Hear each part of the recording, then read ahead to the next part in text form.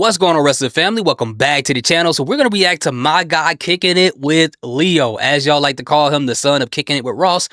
Whether that's true or not, I don't know, bro. I don't ask questions. It's none of my business. I don't care who daddy is who, as long as if he is Ross's kid, Ross just take care of business. That's all I ask. Ross is a dope guy, so I think he would. But on a serious note, I call Leo the comeback kid, man. The guy had a channel with over 700 something subscribers, got locked out of it. He was devastated, but he never gave up. Shout out to John Cena. He bounced back, got a new channel. He had 1,100 subscribers now, more than he had before. And I hope when, not if, he blows up, that people will go back and look at this part of his whole career and be like, you know what? If Leo could do it, I could do it, man. We got to give Leo an applause for that. Just off of that, man. Just off of that. Because that's so dope, man. I like seeing people, bounce back. But anyway, he got a video called Predicting WrestleMania 42 Months in Advance. Oh, I'm so stupid. Yo, guys, it is 5 o'clock in the morning. I didn't eat breakfast yet. And I think I read this too fast because I looked at it as if he was saying that there's going to be a WrestleMania 42 months away. Like when he said 42 months in advance, it's like he's talking about WrestleMania 42. But anyway, before we get started, guys, please do me a favor. Hit the like button, hit the subscribe button, go to his channel, let him know I sent you. Let's get into it.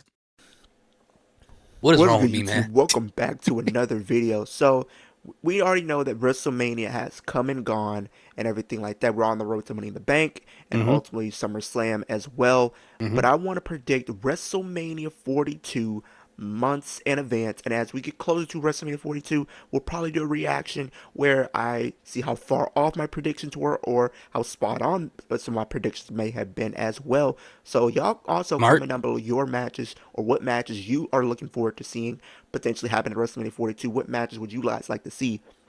And everything like that. But I have a total of 13 matches. That's usually roughly around the same amount of matches that they do decide to do at WrestleMania anyway. I think this year was like 14, maybe 15 potentially, and whatnot. So we're gonna start off with the first match.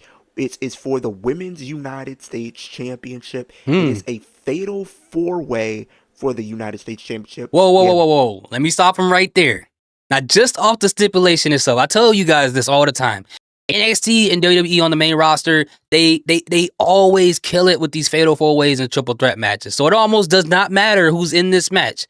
The fact that the stipulation is a fatal 4-way, I already know is going to cook. I mean, you could put green shirt guy, Paul Heyman, Lil Nate, who else? Hornswoggle in a fatal 4-way match in this era, and it's going to cook. It sounds crazy, but it's going to cook. But let's hear what he got to say. Bayley versus Naomi versus Jade Cargill versus Bianca. Okay. I do feel as if we already know it's kind of gonna look crazy because we know Bayley is on Raw and the rest of it are on SmackDown. But I feel like we're probably gonna get a draft, and I think maybe Bayley ends up back on SmackDown.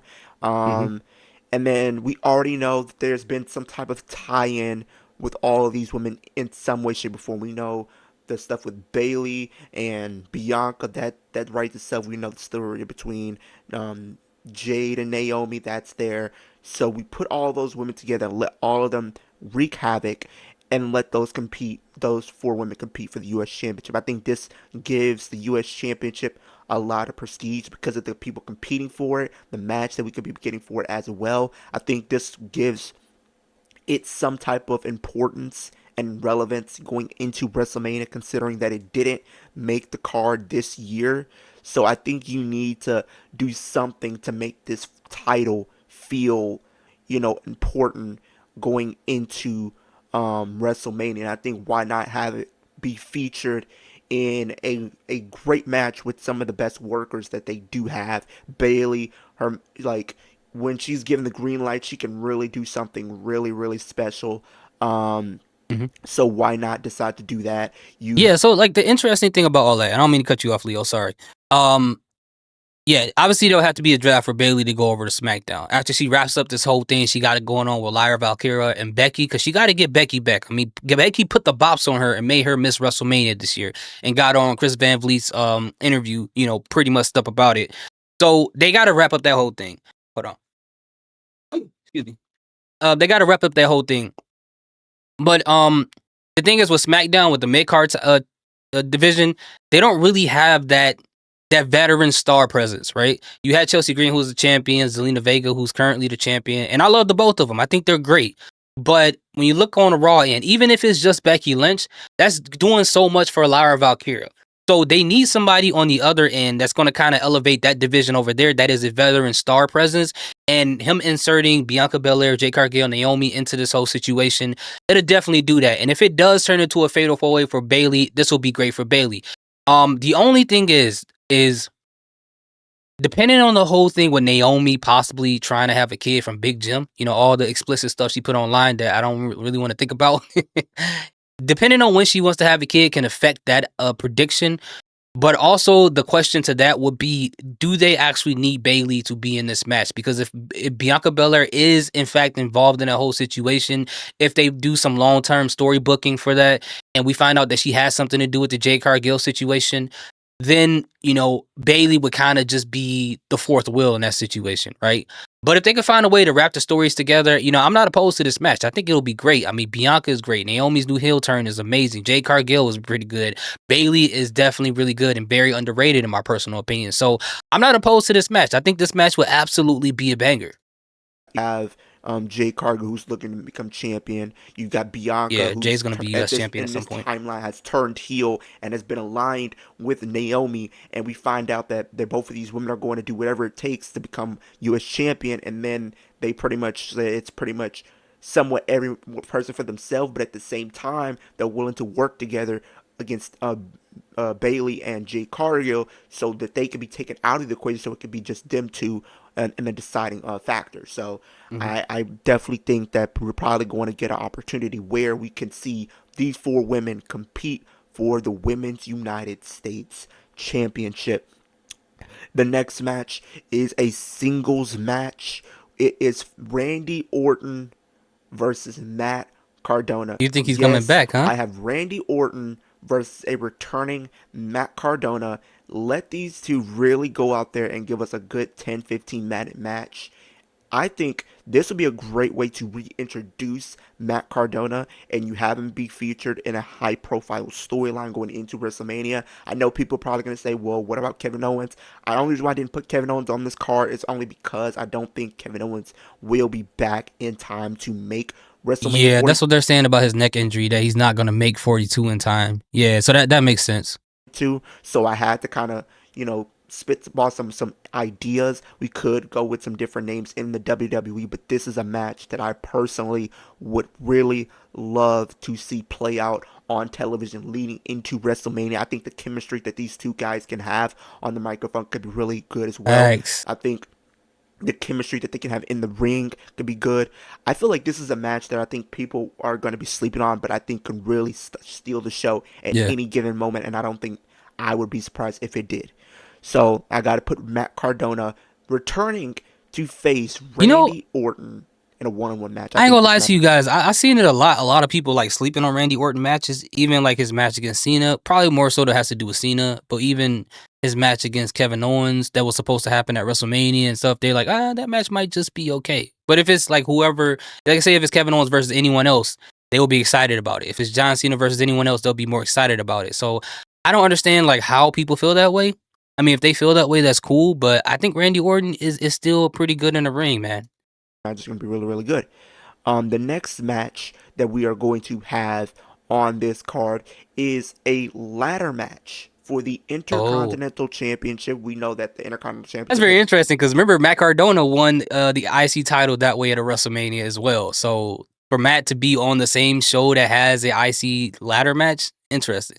always been a staple um, at WrestleMania, especially in a ladder match scenario. So, um, who do I have in this match? I have the champion Karrion Kross defending the Intercontinental Championship Oh, against he got the belt. AJ Styles, against Aleister Black, against Andrade, against Carmelo Hayes versus The Miz versus Damian That Priest. is a I stacked think match. this match really could be really good because you have a lot going on here. We know there's a story between Karrion Kross and AJ going on Wait, hold on. currently Let me see in something. Okay, I'm tweaking. Never mind. East. I think this match really could be really good because you have a lot going on here. We know there's a story between Karrion Kross and AJ going on currently in WWE somewhat right Hmm. now. We know the Miz and Carmelo Hayes are kind of teaming up at right now. Damon Priest is his own man. Andrade is looking to become champion.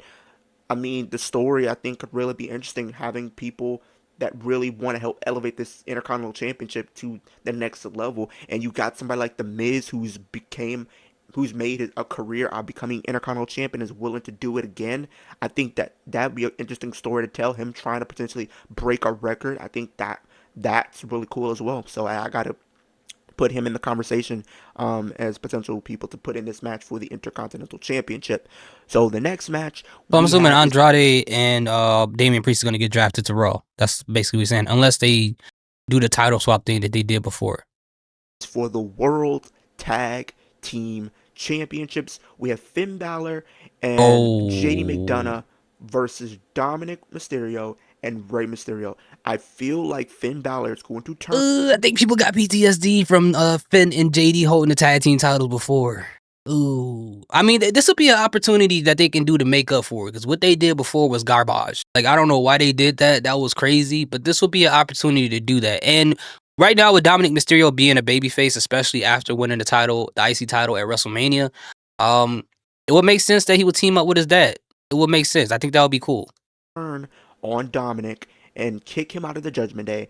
And then what we can do is you can have a story where maybe Dominic and Ray get back together and we do Dominic and Ray versus Finn and JD at WrestleMania for the World Tag Team Championship. I think this will be a great um heartfelt moment for Yeah. both guys coming back together after everything that's happened in the past, putting it all aside to work with each other and become tag team champions again. I think that would be a really interesting narrative um to have happen.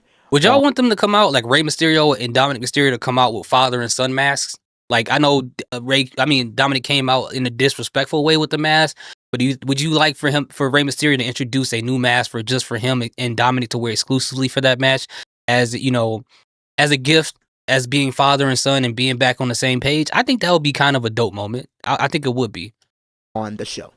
So the next match that we are going to have is for is going to be our co-main event. Well, this is not. I'm not going to any Pacific night, but this in my timeline is co-main event. We have a no holds barred match.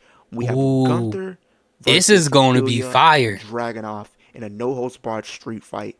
Let Yeah. these two go out there and cook. We know their history going back to NXT. We know that they Hmm. were potentially teasing something while Gunther was Intercontinental Champion, and I think he would have been I think Ilya probably would have been the perfect opponent to take that title away from Gunther, and this would have allowed Gunther to go up to the main event scene. But that was not the case. He lost it at WrestleMania 42. Sami Zayn, which we will talk about Sammy in just a little bit.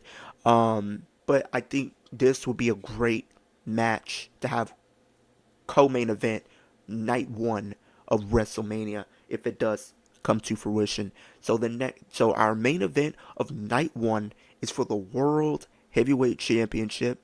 Of We have course. Seth Rollins defending the World Championship against the Royal Rumble winner Roman Reigns. I feel like Roman Reigns is probably going to win the Royal Rumble. Now we know that You know Royal that'll be Rumble it. You know what? That's the interesting storyline. You know why? Because Seth Rollins, remember, he came out talking about how Roman Reigns was, for lack of a better term, right? And I'm trying to be sensitive about this word, given Roman Reigns' history as far as his health goes.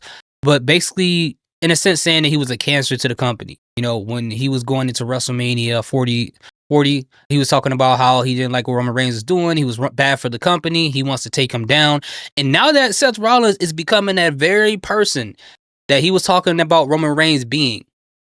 Roman Reigns winning the Royal Rumble, and now that Roman Reigns is pretty much, in a sense, a babyface, him going to want to take down Seth Rollins, that'll be an interesting turn of events. Like, you being taken down by the person that you were trying to take down for the same thing that you're doing right now, with the same wise man that you have right now. Interesting. Interesting. next year will be in Saudi Arabia, and you know Saudi Arabia is going to do anything and everything to try to get the biggest pots and get the biggest stars featured and stuff like that. And if you want a legend, so quote unquote, to win this match, Roman Reigns is the closest guy that you can have that still, somewhat in their prime to go after the world championship. You could do a Randy Orton, but I don't think they're gonna pull the trigger on that. Cena's gonna be on he's gonna be leaving at this by that point, so I don't Yeah. see it being either one of those. So Rey Mysterio, I mean, he's a legend, but I don't think people would really care to see Rey Mysterio in a world title match, in my personal opinion. So I Dang. think this makes all the sense in the world. We have Roman Reigns and Seth Rollins. We know the history going back to the Shield days and up until this point. Roman has never forgave Seth for everything that he's put him through, and Hmm. you can honestly make the case that if it wasn't for Seth Rollins making this drastic change, we probably wouldn't have got the Roman Reigns that we have with the tribal chief and all that. Like, this is all Seth Rollins doing. And now we know at WrestleMania 41 this past year, Seth Rollins pinned Roman Reigns in the main event, continuing that story where Roman Reigns cannot beat Seth Rollins. No matter how many times he goes up against Seth Rollins in any capacity, he cannot beat Seth. Seth always has the upper hand in one way, shape, or form, whether if it's in the ring or if it's a psychological standpoint. He has the advantage over Roman Reigns, and having this story, Roman Reigns comes back and trying to defeat his demon and his demons of his past by defeating Seth Rollins and taking that world championship. I think it's an interesting dynamic and an interesting story to tell going into the showcase of the Immortals at WrestleMania 42.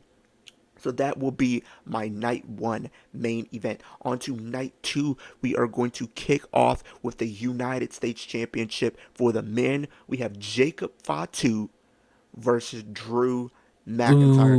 We Ooh, it's gonna already be a lot know. of people not happy about that one.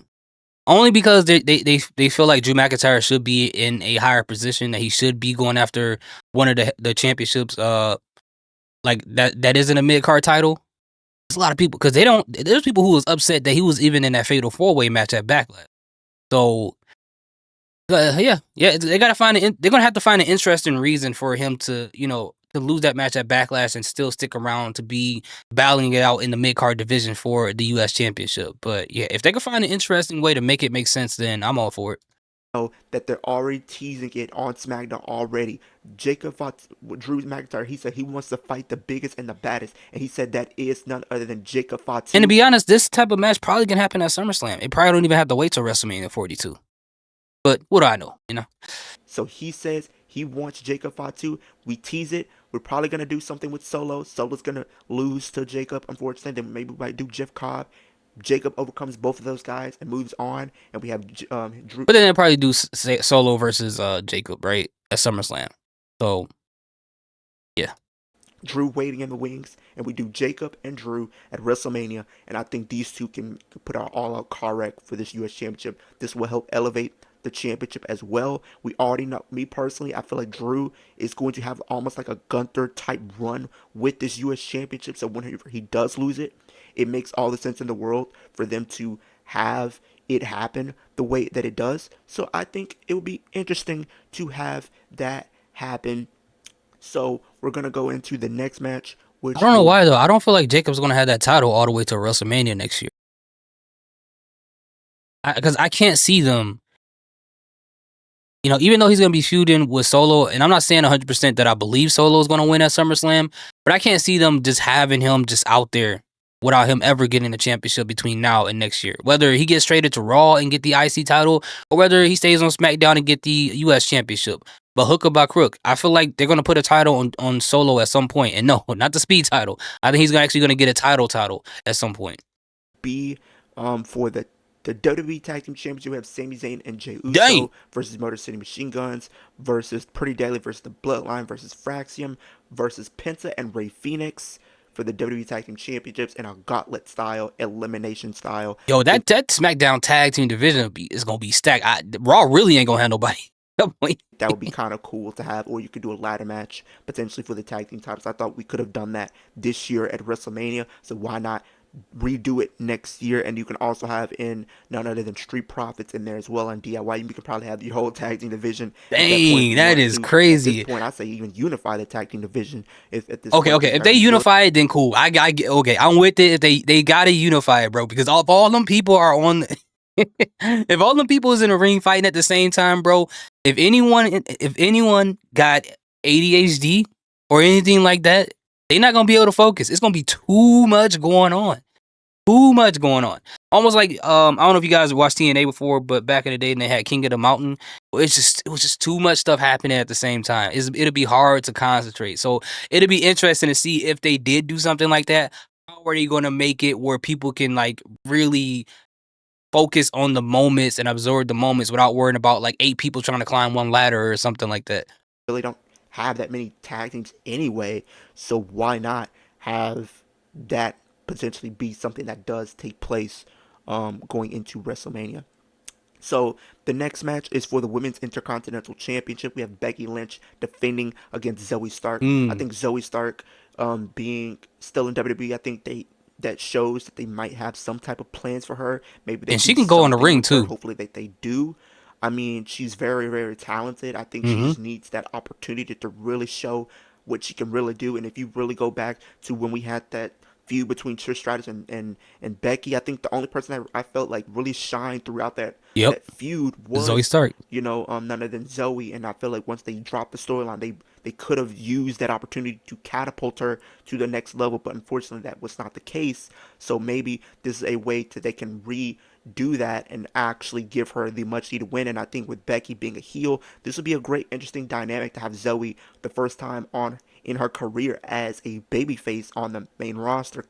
So why not have those two go up against each other and give us a interesting, solid to decent match? And I think this will help the Intercontinental Championship gain even more prestige. So that's what I think we will be doing. The only opposition I have to that, and it's not, I'm not gonna have a lot of oppositions against this because I don't even know what I think is gonna happen next year. And the whole thing with Zoe Stark being a babyface. The only problem with being a babyface is that you're gonna have to have some level of. I don't want to make this sound disrespectful, but you kind of her being a heel kind of hides her faults and allows her to showcase her talent, right? Showcase what she's good at, and what she's really good at is being in the ring.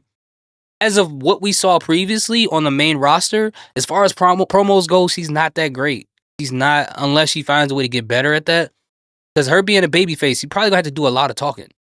As a heel, you can do the silent thing and only talk so little. You don't have to talk at all. You can get a manager. You can't do that as a babyface. So that's the only opposition I have against that for her. But other than that, man, she is really talented in the ring, and I'm surprised that they didn't use her to get showcased more in this women's intercontinental championship division. Like, it's so weird that didn't happen. But hopefully they do find a way to bring her out, man. That'd be great. Um, so And even if now Shayna Baszler was still there, her and Shayna could have been, they could have been a dominant heel tag team. That would have been great. But Shayna's not here anymore, so Zoe's alone. I mean, it almost, in a sense, kind of remind me of like, well, not the same, but like the Riot Squad, right? Like Liv Morgan was the last, and people were like, "What is she gonna do? She's probably gonna get fired soon too." So if they could find a way for Zoe Stark to have some type of trajectory in the future to become maybe somewhat of a superstar, I think that'll be interesting to see that journey. we the other matches are title matches. I was gonna put some one on night one, which I forgot to. The Women's World Championship I will put on night one. This will be Whoa. Io Sky, who's walking in as champion, defending against Rhea Ripley versus Roxanne Perez versus Julia versus Asuka versus Kairi Sane in a 6-pack challenge elimination style match. I think this would be a great way Hmm. to get more eyes on the Women's World Championship. You have some of your best workers going up for that championship. You I got like to that. I like that stipulation. I really like that. I don't know why they don't do that more. Like at WrestleMania, having an elimination style match. The only thing is, like with Julia, as she was just confirmed as being a part of SmackDown, but he did say before that a draft will happen. So would they switch her? You know, that soon after she's been announced to being about part of SmackDown. But we already know Rhea Ripley's going to be in the title match. That's a foregone conclusion.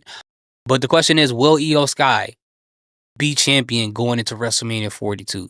Much as I love Io Sky, I've been watching her since Io Shirai. That's another person I don't know is going to hold the title that long. And I don't know if we really need that many long title runs anymore. I think when it's done properly, let's say like Damian Priest with the World Heavyweight Championship, um, it wasn't a long reign, but it was a perfect amount to where it didn't wear out as welcome. And once you get to that point, it almost feels like WWE, they get real stubborn with whoever it is, and they let things last longer than they need to. So I think that she doesn't need a super long title run, but if they can make it interesting, especially if they bring back Kairi Sane and Asuka. They just took pictures together. They were at a restaurant with Io Sky, and if they could find a way to have them come back and turn on her, that'll be interesting. And if they could find a storyline with Damage Control that could stretch out that long, I think that would be great. But that'll honestly that'll make me sad. That'll hurt me here because my girl Dakota Kai wouldn't be involved, which will be really really sad. And I'm sure she'll be watching it from wherever she is. Like, dang, I could have been a part of that. But maybe she's happy. Maybe she's happy. Rising star in Roxanne Perez and Julia. You got Asuka coming back. You know they're gonna probably tease some stuff with Asuka and Io. You know some stuff that's gonna probably be teased between Kyrie and Io as well, going back to their damage control days. You know the stuff And that's if been Dakota Kai was back, I would have loved to see a feud between Io Sky and Dakota versus Kairi Sane and Asuka. That would have been a great, great storyline. And then they could have mixed Bailey into there somehow. Like, I think that would have been great. I feel like the ending of Damage Control as they were, as heels or whatever, it was very underwhelming. It was very, very underwhelming. But I digress. going on between Io and Rhea, going back into WrestleMania this past year. So a lot of different stories are going to be merged and probably come together to make this match happen, which I think could be a really, really interesting match. And I'm not gonna make any predictions on anything, but I think this match could realistically be just as good as the triple threat that we got with Bianca, Rhea, and Io this year. Oh, okay. So I'm gonna put that on my match card. The next match is a cool down match. We have for the women's tag team titles. We Yeah, we have need some of those. none other than Fatal Influence. Fatal Influence has been called up at this point, facing Natalia and Maxine Dupree versus Meechin and B-Fab. I think it's safe to say that you could put those two. Hey man, I'll say this about Natalia though. Natalia's been putting on some good work in the independent scene. What she's been doing in NWA, what she did at the Crockett Cup, what she's been doing in GCW, bro. I've been loving it. I've been loving it, man. I really have. This version of Natalia, this heel version, punching the crowd. She punched the fan in the crowd, and just what she is out there. It's so amazing, and I feel like that part of who she is needs to be focused in on more and maybe implemented into WWE. Together potentially. And then maybe we could do Secret Harvest. I think that makes all the sense in the world to do some type of tag team match. They usually just do it anyway. The most of the tag team matches that they throw together are just really building a story or make it feel important. But I think it's safe to say that they're going to put a women's tag team title match on the card anyway. So I think that's the kind of like your only tag teams that you realistically have. I mean, you have other tag teams in the NXT division Hmm. and whatnot. I know we still have Zarya and Soruka, but I feel like at this point they probably would have been already split. So I don't think that they will end up having that match or those two teaming up going into WrestleMania as tag team champions. But the next match that we will be talking about is for the WWE Women's Championship. The Okay. WWE Women's Championship, we have the champion Charlotte Flair facing the Royal Rumble winner Liv Morgan. I Oh, think Liv I Morgan know how this match going in. I ain't even gotta look. We talking about Leo in the match with Liv Morgan. I know how this going in. is going to win the 2026 Royal Rumble, and she's going to face Charlotte Flair at WrestleMania 42, where I think this is going to probably be one of her biggest matches to date. We know the trajectory that Liv Morgan is on.